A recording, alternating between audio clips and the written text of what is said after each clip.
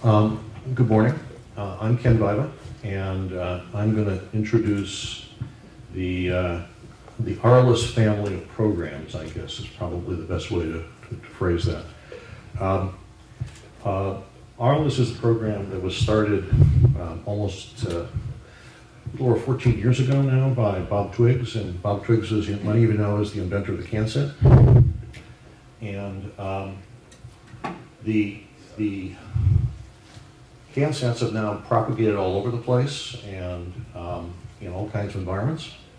And we'd like to talk today about two programs that are descendants of that can set piece. One is the Arliss Program, which was started initially as a collaboration between Bob Twiggs, a set of US universities, and a set of Japanese universities.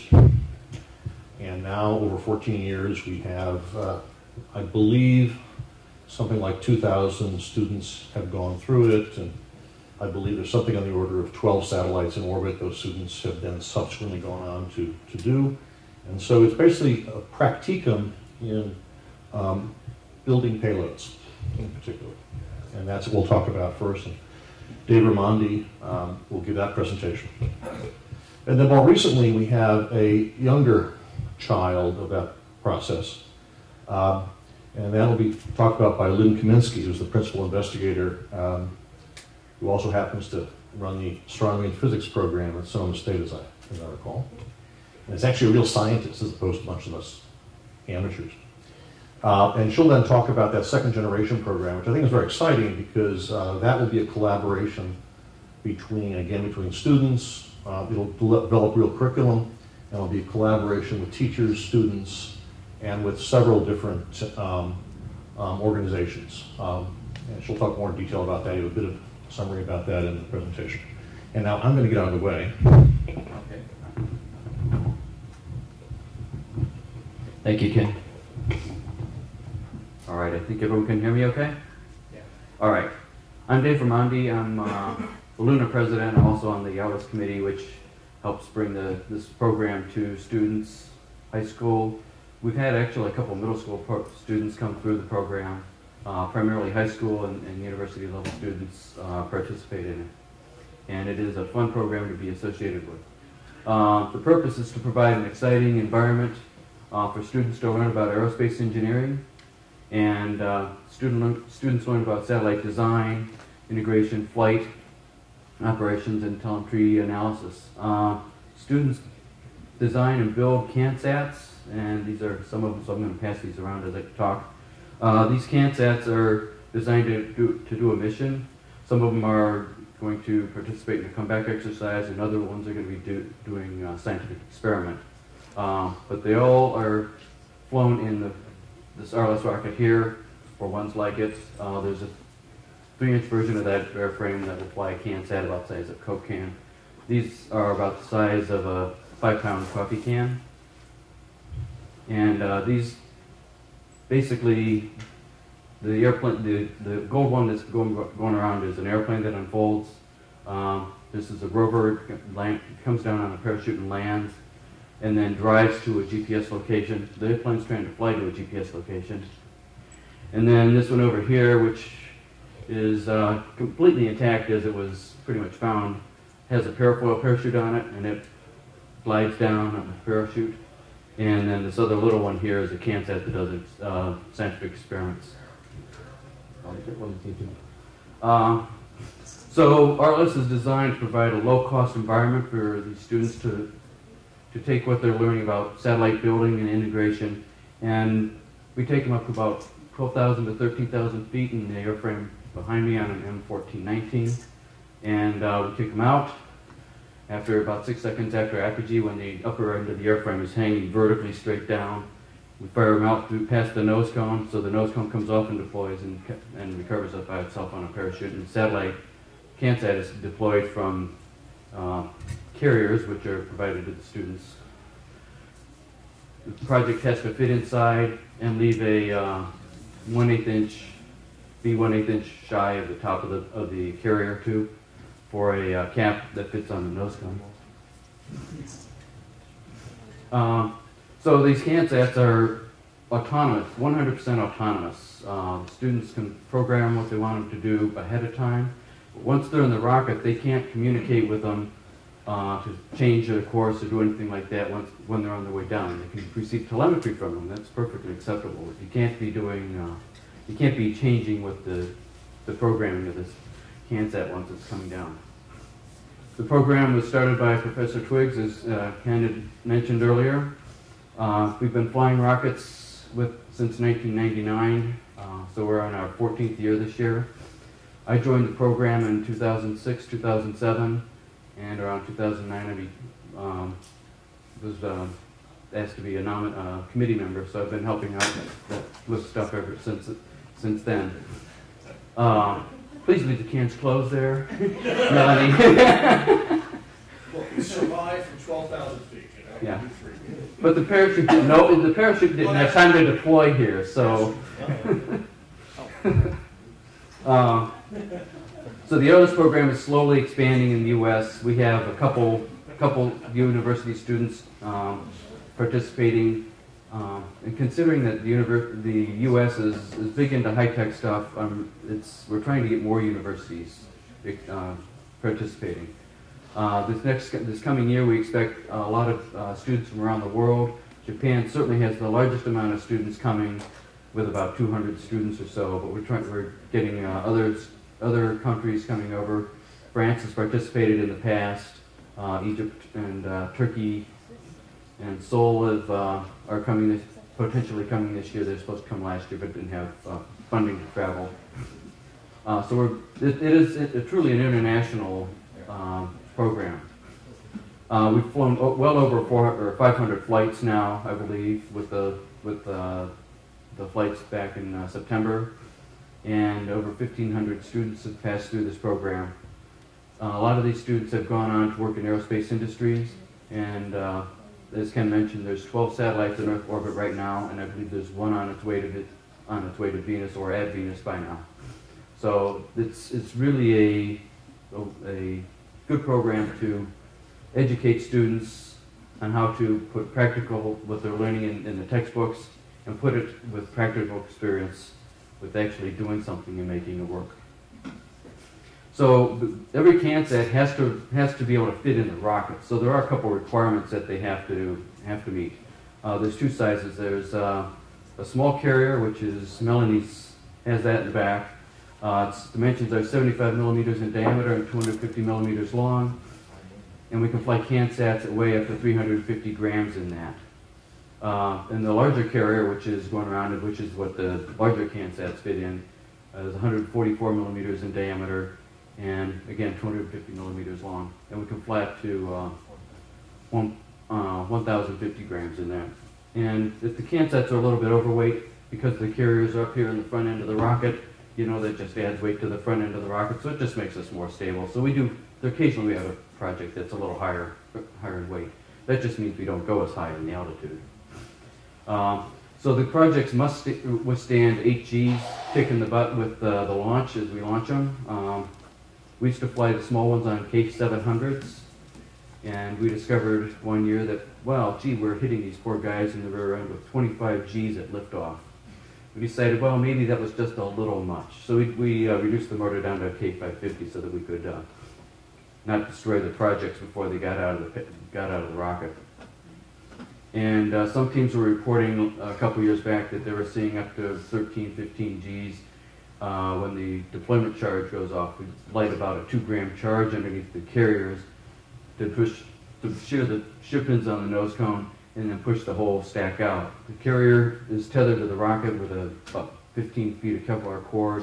So when it gets to the end of that rope, that stops abruptly in the CANSAT because it has momentum. Pulls free of the carrier. We'd like to see all the CANSATs recover on the ground at going about 6 meters per second or less. That's about 20 feet per second. And once they're on the ground, if they're doing a rover mission, which is to go back to a GPS location, then they detach from the parachute and start driving. And some of these things are really pretty fast when they get down on the ground and start rolling. So there's 2 competitions that basically take place. One is the comeback exercise. Japanese students come out and they plant their Japanese flag out about a mile away from the flight line. and they mark the GPS location, and then they give that to all the teams that are participating in the comeback exercise. And the idea is we'll take them up 12,000, 13,000 feet, kick them out of the rocket, and then they have to make it to the pin, however they want to get there, fly, drive, parafoil, whatever their chosen method is. We've seen some pretty ingenious ideas on how to get there, and I'll share a couple of them with you here in a minute or two. But the CANSATs are all autonomous. They don't know anything about except how to go from point A to point B.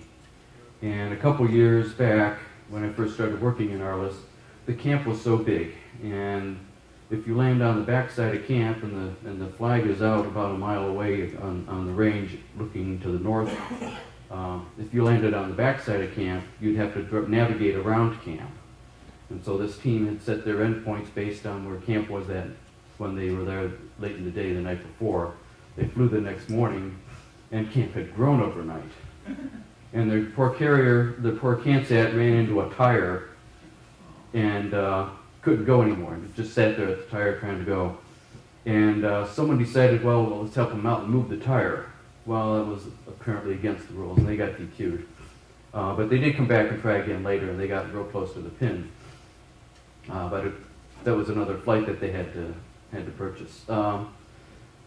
So the CANSATs, again, are completely autonomous, and as they're driving along the ground, you can see there's hazards on the ground. There's also tire tracks and tire ruts that you have to go through. Because people go out on the fly up at Black Rock, and then someone might be said, "Well, it's a good time to do a couple of donuts," and they just dig up the dirt, and you have to be able to get through that. Yes. Wait, can you modify the carriers at all to help your CANSAT launch or perform a special function right before it launches? You can be programming and changing what the programming of the carrier right up to launch, well, right up until it gets integrated in with the rocket. But you can't do anything after that. You can't go out there and help it. So in a minute, you'll see a video of people walking behind the CANSAT as it's driving along the ground. And they're walking behind it for a reason, because if they get seen near the carrier or the CANSAT, they might get DQ'd if someone thinks that they're changing the path or modifying the ground in front of it. So you have to be able to navigate all the obstacles out there. So this, yes, Charlie? You can attach cords inside of it to do pull pins and stuff in the carrier. Okay. Yeah, Charlie's, if you didn't hear the question, it was, are they allowed to modify the project in any way, shape, or form? The only things that you can do, and as a purist, one would frown upon this, but they do it with real satellites, is when you launch, you could have a pull pin to let you know that you're being released from the carrier. That would start like maybe a sequence timer within their project or whatever. Most payloads don't use that. They detect it because they might have a light sensor on board, and the light sensor will say, "Hey, I'm in blinding sunlight right now," so it's gone from a dark environment inside the carrier, now it's in light, so they detect that they're free of the carrier that way. Most of the students coming to Black Rock participate in the comeback competition. It's very big. It's got a lot of innovative ways of getting from where we take them out of the rocket at 12,000 feet. They have to get down and drive there. We've seen a lot of various ways to get there. That some are successful, some aren't. The other type of competition is a mission competition, where the students are trying to perform an experiment or maybe set up a communication network out on the Playa, where the CANSAT is actually the relay point, and as the CANSAT's descending, students are on the ground, miles out away from the launch pad, and they're trying to communicate between each other. They can't do it line of sight because, well, the Playa sucks up RF like crazy, so you can't communicate normally. So but you could bounce it from the CANSAT back down to the ground, and that would mimic communications around the world today, where all the data is going out to a geosynchronous orbit satellite through a convert and coming back down at the next ground station, where it gets disseminated again, or it could take a double bounce. So that's one type of competition for the mission exercise. My favorite was, and I actually flew this payload, was 2 CanSats that fit. They sat in here stacked one on top of the other. The first one out of the carrier had a parachute, GPS, and a sun sensor, and it would find the sun angle. And the lower one, the bottom one in the carrier, which would come out second, had a slightly bigger parachute. It had the same GPS. It received the data from the first one, and it had sun sensor, so it could align itself the same way the first carrier was pointing out. And it had a camera on the bottom with a little scan platform. So the first one out, which would be falling faster, would radio its position and sun angle to the upper one, and the upper one was going to try and take a picture of the lower one.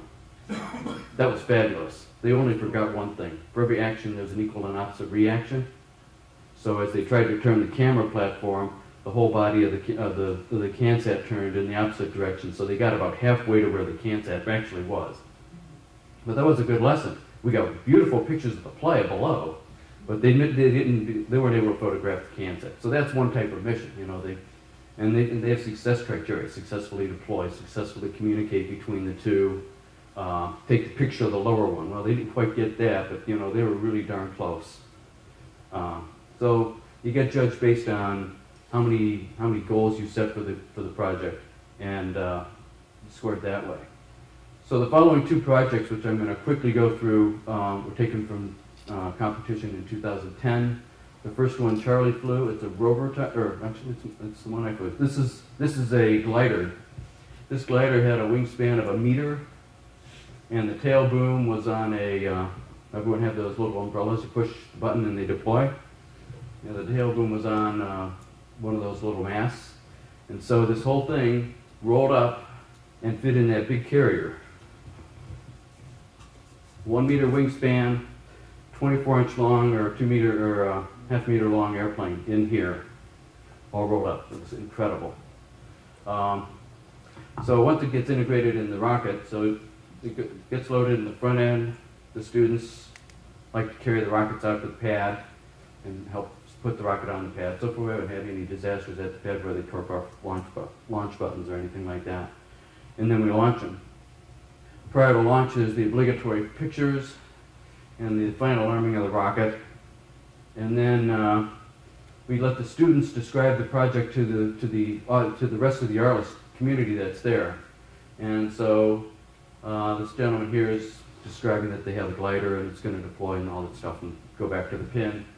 And then we launch them after that with a, hopefully, they hardly ever do this, they countdown in English because it's a foreign language to them. What we would like to hear is the countdown in Japanese because, well, that's the foreign language to us, but it usually happens in English. Unfortunately, with this glider, it was last seen going north, directly away from the pin, and I have no idea if they ever found the project, so usually they get most of them retrieved, but I don't know about that one. I never heard the final word. So this is a project that Charlie flew. Charlie's sitting right here. If you want to ask him questions about it later. The objective, of course, is to get to the pin, which is about a mile away from the flight line. And a picture of the student discussing the project. That was a rover, and this rover was really cool. These legs on the rover folded back in along the body, and the rover took up the whole space inside. When it came out of the body, the legs would spring open, giving it a larger wheel diameter, so you can get there faster. And these folks came within 3 meters of the pin. And it was interesting to follow these students because you'd see them way off to the right as you're looking out at the range, and you'd see these folks, and they're walking pretty fast. And a couple minutes later, you'd look back, and they would have covered the distance of a couple football fields. The rover would stop, it would get down, get its bearings, and say, I got to go from here to there, and it would take off 50 yards at a time or so, or 50 meters at a time. And then it would stop and get another GPS fix and kind of correct where it's going, and then take off for another 50 meters or so. Yes, Ken? I think this is one of the most amazing things about these rovers is that we throw them out at about 12,000 feet. and some of them land like 5 to 10 kilometers away on the fly. and many of them find their way back. And this one in particular is just is very fast. One of the things very interesting about the program is that this particular professor, you see him right there, has an ancestral memory. He has almost continuous teams coming every year. They turn over. So that generally when the teams build complex projects like this, there's always a project history. There's a historical memory of what went wrong, what went right, how to make it better in the future. It's not just a one-time experience, it's a continuous experience. Thank you, Ken. Yeah, I would say one other thing, this thing was incredibly fast. I went out because I put my locator beacon in the nose cone, picked up my nose cone, driving to get the body, and that thing was almost at the flag already within less than 10 minutes, and it was a long ways away. When that thing would take off, it would go, I would say, estimate 20 miles an hour, and then stop, adjust itself, and then take off. And the amazing part, we were somewhere near there when it got there, and it said in Japanese, "You have reached the flag." It said that in Japanese? You have I reached didn't the know flag? what it said, Oh, okay. but, oh, that's what it said. Okay. I was going to say, that sounds like English to me, Charlie.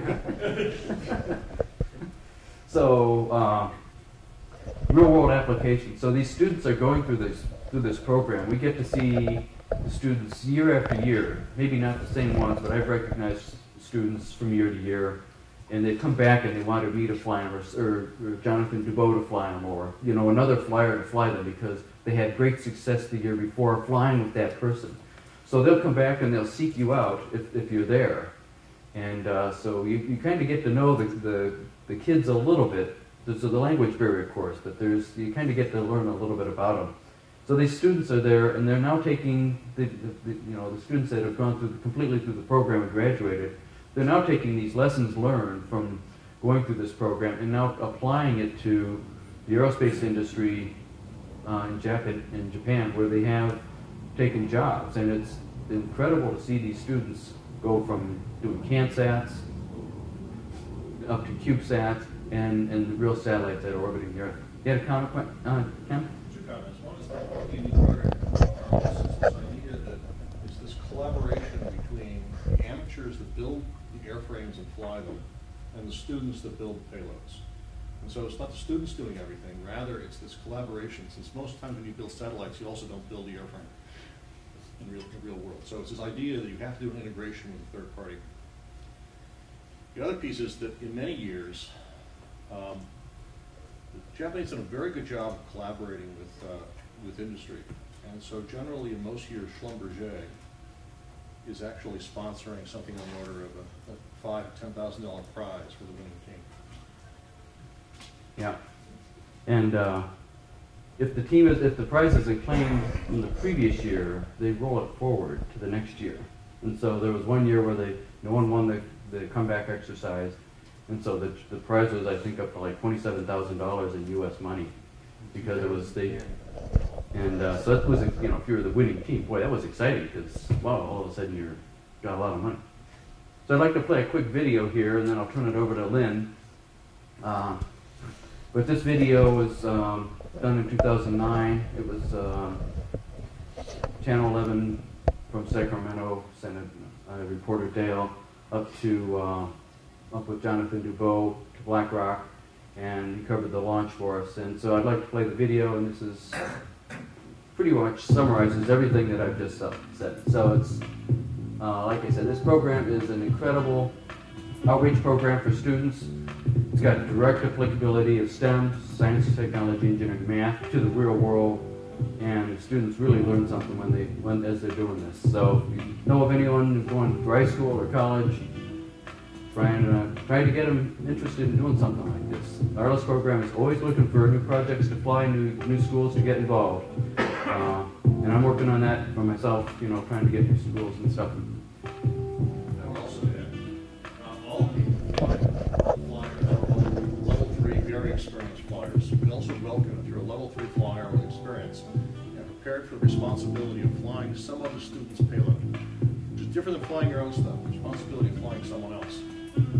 Come talk to us. We'd love to have you join being a flyer too.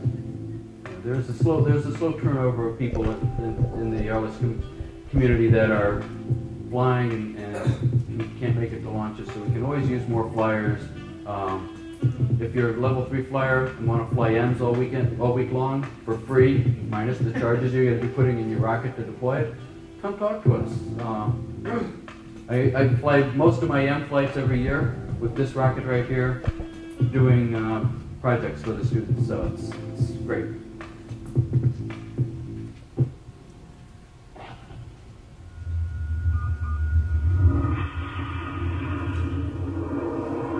This rocket is not lifting off from Kennedy Space Center, and it wasn't designed by engineers for NASA. It was home built in a garage. But on board some of these rockets are experiments from young engineers who will help to build the next generation of spacecraft. And the lessons they learn here will help to prepare them for what lies ahead. This is Arliss, a rocket launch for international student satellites.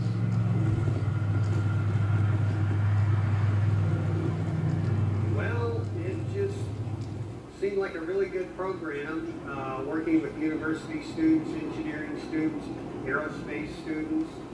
Jonathan DuBose has come to this dry lake bed in Nevada to help engineering students put their ideas and inventions to the test. Santa Clara University in California's Silicon Valley. 3 of those young engineers, Karen, Lauren, and Francis, are working on a project for NASA. This is our optical system. It's a small, low-cost nephelometer, a new tool for measuring air pollution. This is one big test for us. We actually get to go out into a desert or a place where it is very dusty. It is dusty on Nevada's Black Rock Desert, but dust is not why they've come here.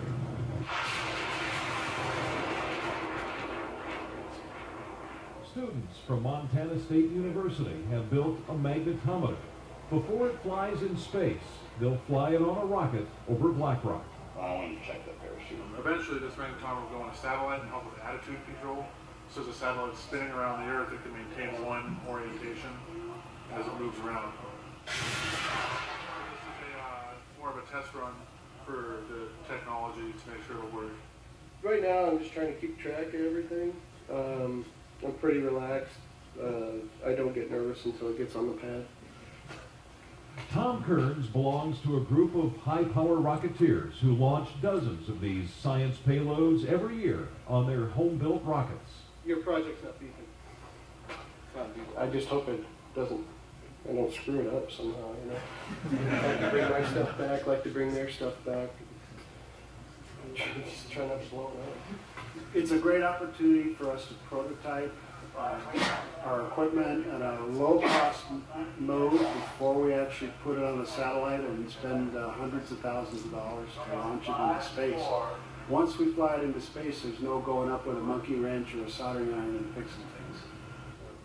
The student payloads will not fly to space on these rockets, but it will prove whether their experiments can survive the G-forces of launch and gather science data as they descend to Earth under parachute. And then I also have a GPS that is now reporting data too. It'll tell me where it's at. And we thought, why not? I mean, we thought it would be a great opportunity to test any of our sensors. There's a combination of having to build a very complex project and flying it in a high-power rocket to 2 miles high, but also doing it here in this unique place of Black Rock, which is an incredibly hostile environment. It's gorgeous, but it's hostile. And trying to do a complex project with programming, electronics, at the last minute, then things fail, and you discover things. That whole process of failure and failure and recovery to success is an astonishing life experience. Jonathan is getting ready to launch his newest high-power rocket on its first flight. The rocket won't carry a science experiment until it passes a test flight and a checkout of the onboard computer that fires ejection charges and deploys the parachutes. Okay. I always envied engineers and people who were good at math because I wasn't. So I like hanging around with people like that. I learn a little bit here and there. That will deploy his parachute, hopefully at the right time.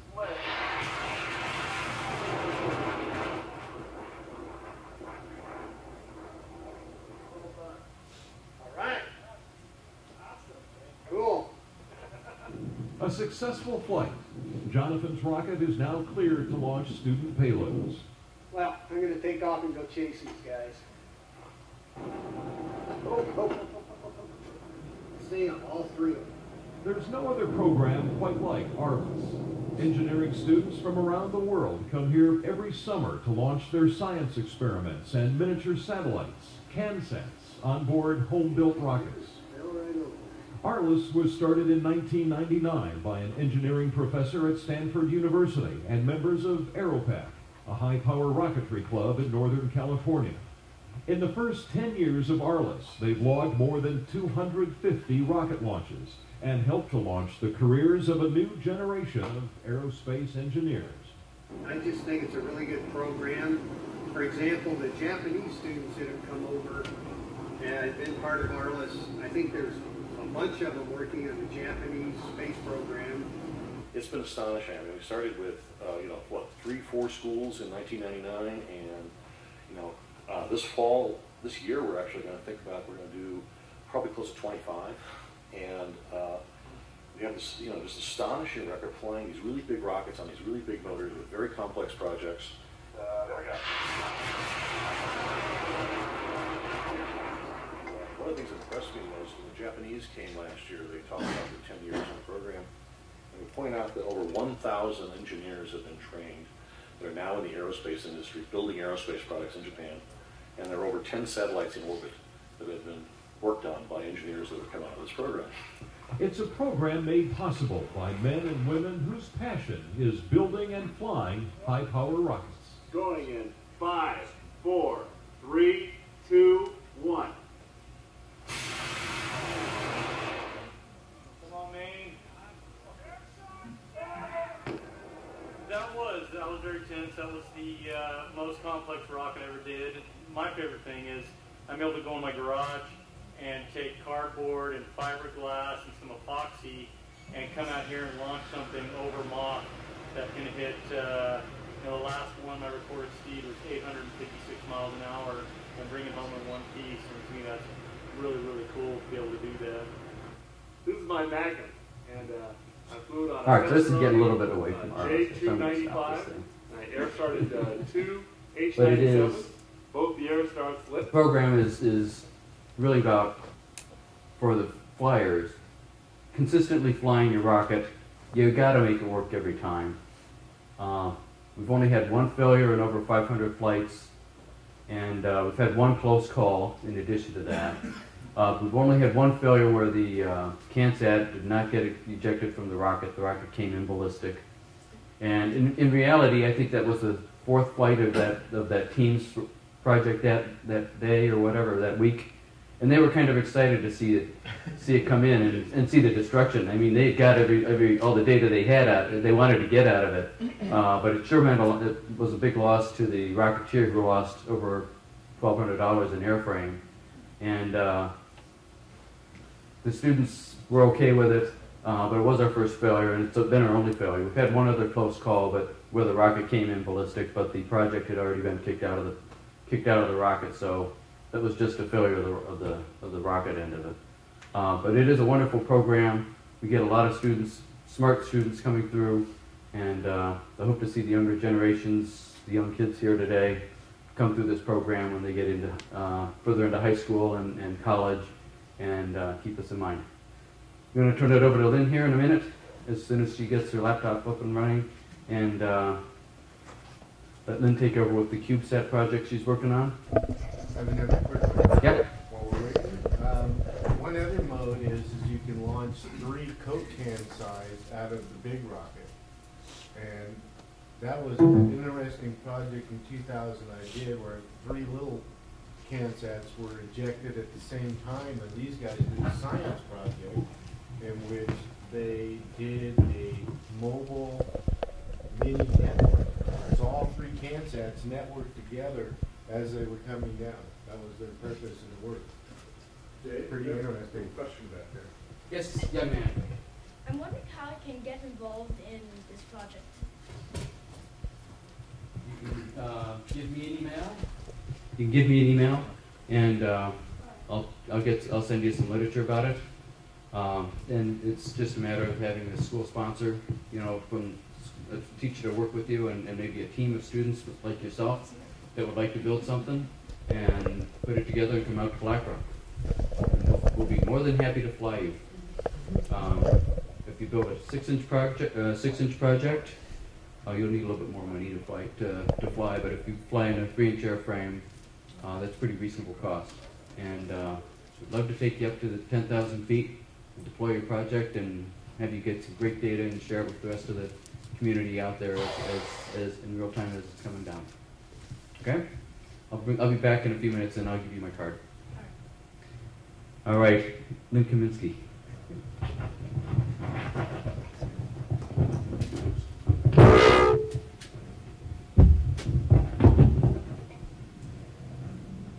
Okay, so I'm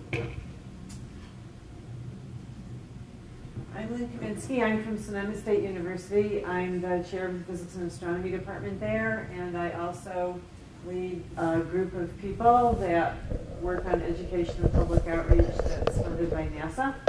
And I'm here to tell you about our project, which may be a little more suitable for the student who just asked the question. It's sort of a mini version of ARLISS, and it's especially geared for middle and high school students that maybe do not have the mechanical engineering skills that a lot of these teams do that have built the complicated comeback rovers and the kinds of things that Dave just showed you. So at Sonoma State, we have a group of people that are all working on different projects. The 3 people that I have with me today that have done the most work on this project and are sitting in the audience and brought some of our parts here. We have our parts.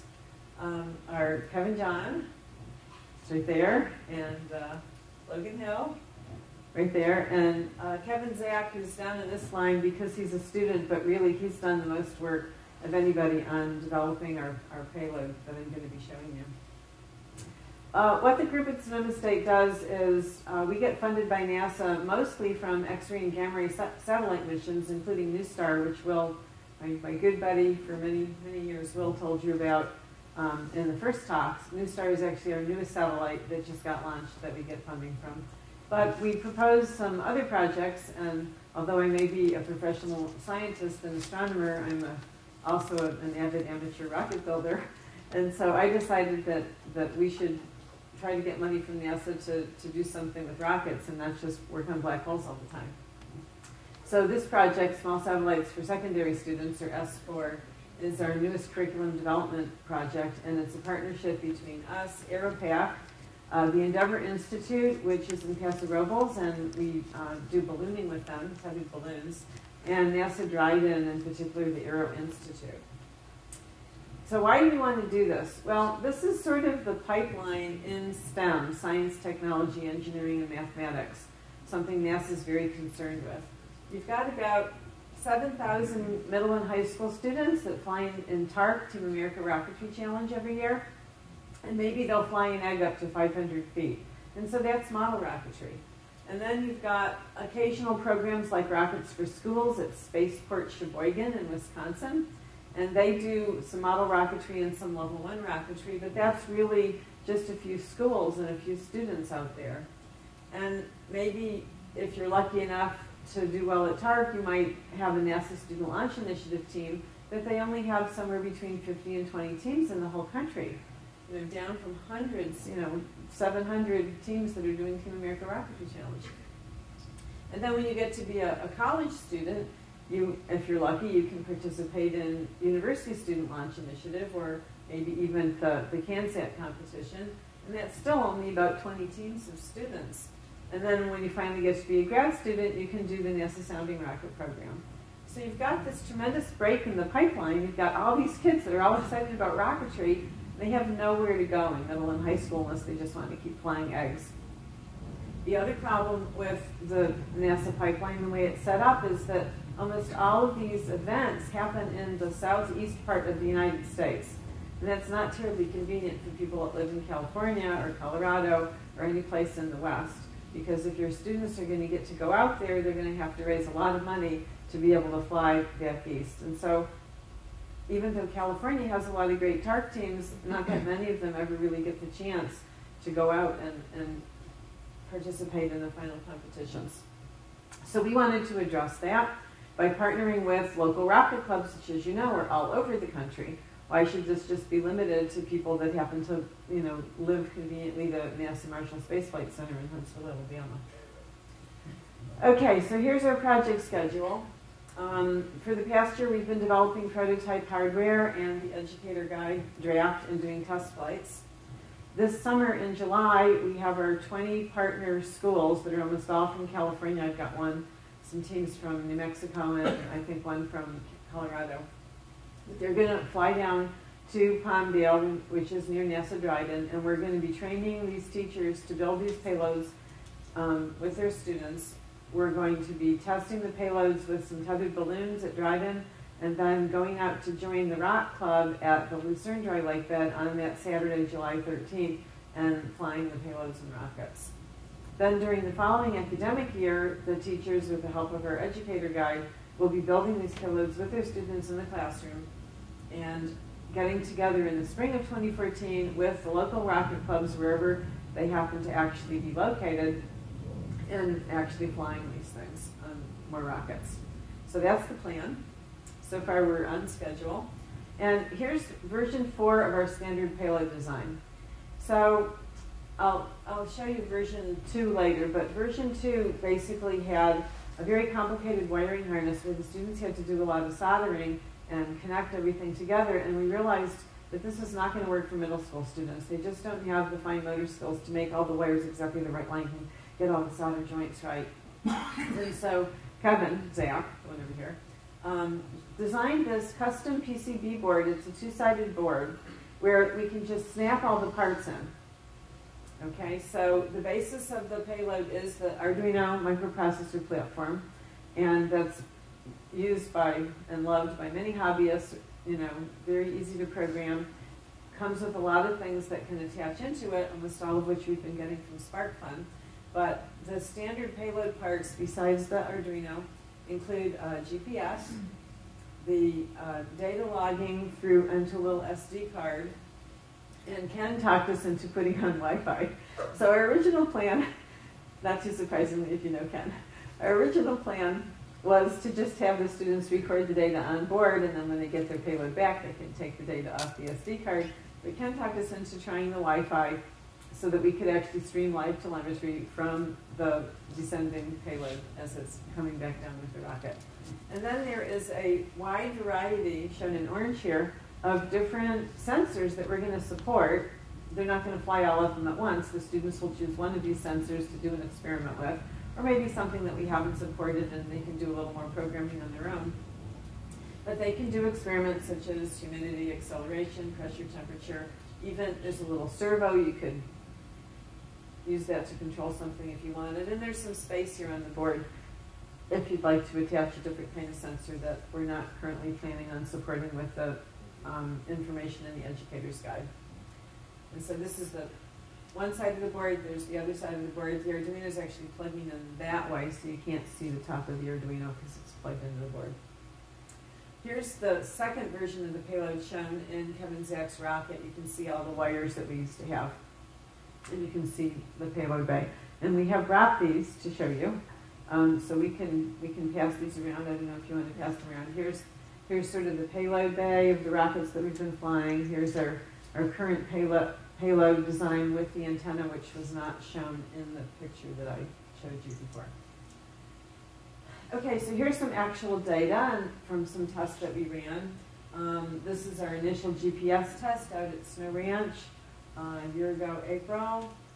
And that Kevin John's rocket. And you can see the GPS working as we walked out to register and launch the thing, and then that's where it landed. And here's the altitude versus time plot that we recovered from the data on board. There's our rocket. Then this past September, we went out to Arliss and Express, and we did the payload test with the Wi-Fi. So we were able to keep commercial Wi-Fi, 802.11g Wi-Fi, working up to about 3,000 feet to stream down the telemetry. And we did it, yes, Ken?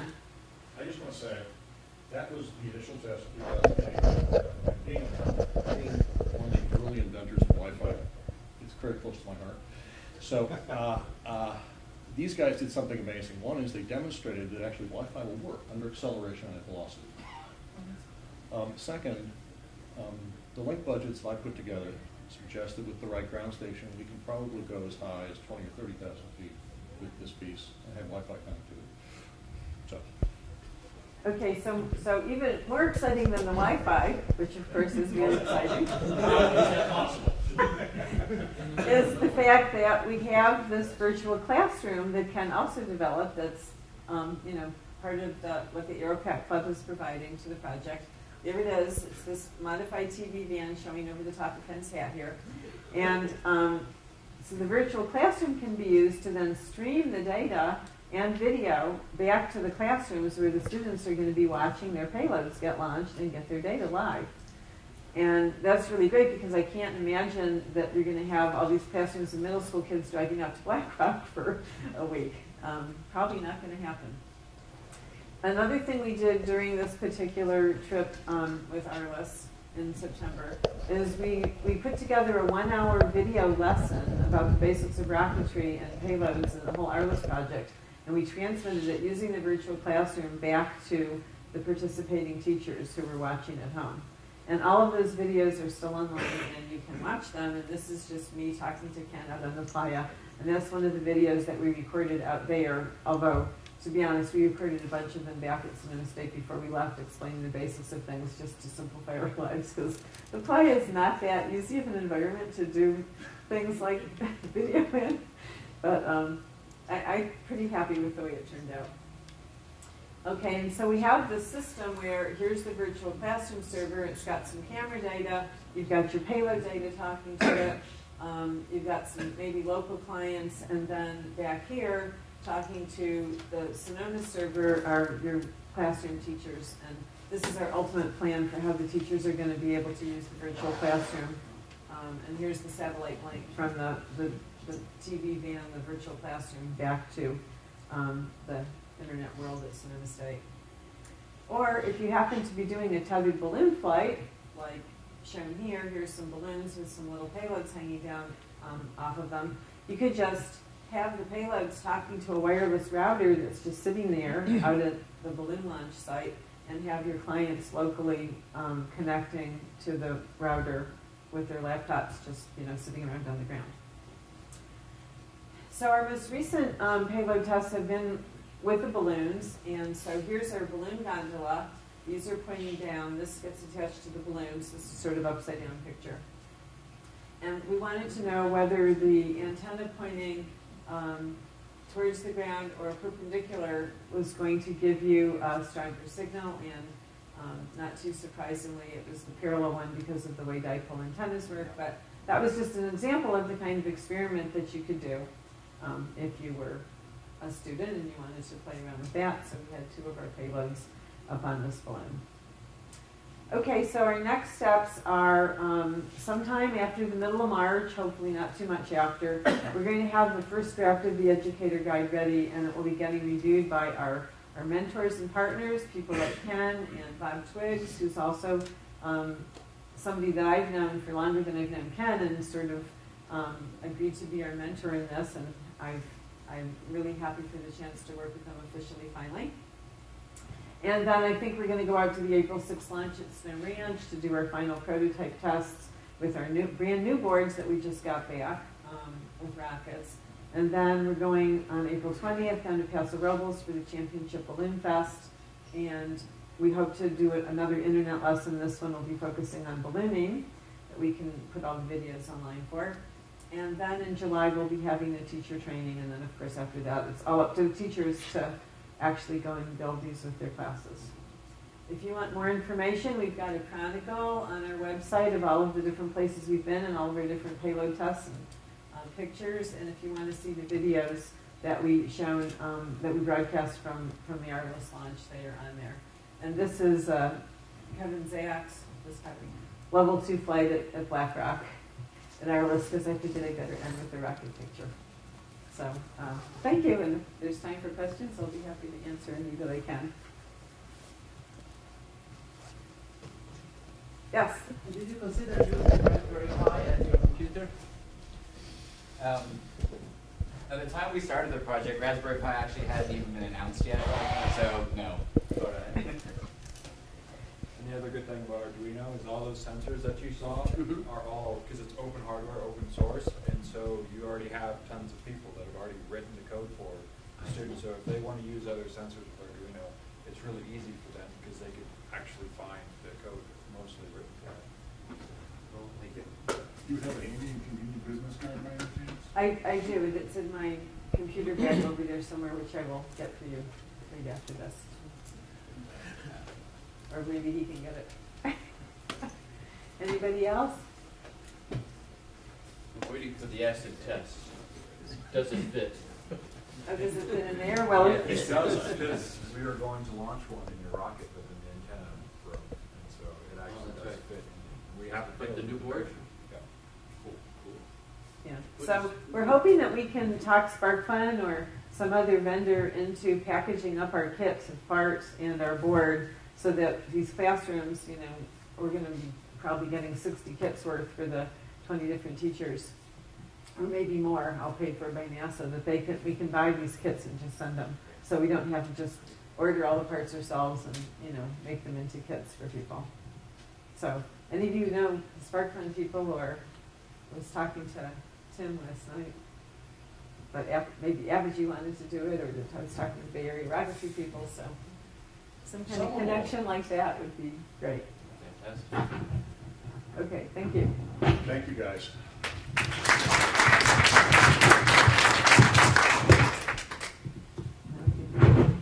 I find Lynn's program really amazing. So look at the capability that a middle school student is going to be able to build real science payloads that can stream telemetry across the internet in real time. That's really that's the kind of skill set that our kids will appreciate.